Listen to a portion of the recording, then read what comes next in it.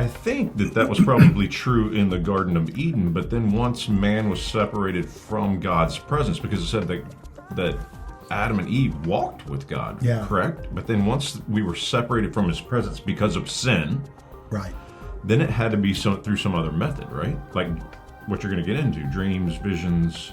That's exactly right. And, Okay. and I think you're right. It wasn't just, I pictured a voice in my head as I read a passage and God spoke to Noah, and I'm thinking, there's Noah sitting on the ark or standing, and there's God speaking. You just hear something, wide awake, listening, and God talking.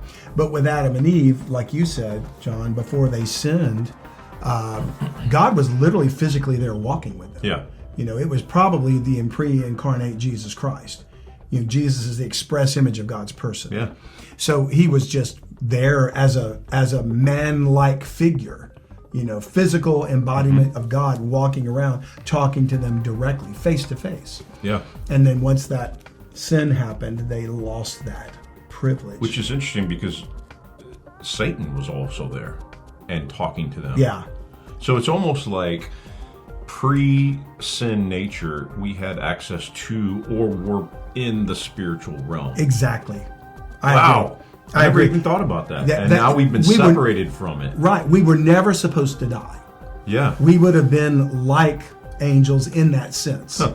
Still lower than the angels, created different from them, from the dust of the earth, right? But in bodies that would have lived forever, could have eaten of the tree of life and lived forever. We know that. So that we absolutely had access to the spiritual realm. I never thought about that until you just brought it up. So, wow. And then, so that kind of gives some, I guess, a little teaser and credibility about what we did discuss at some length with Vicki Joy Anderson.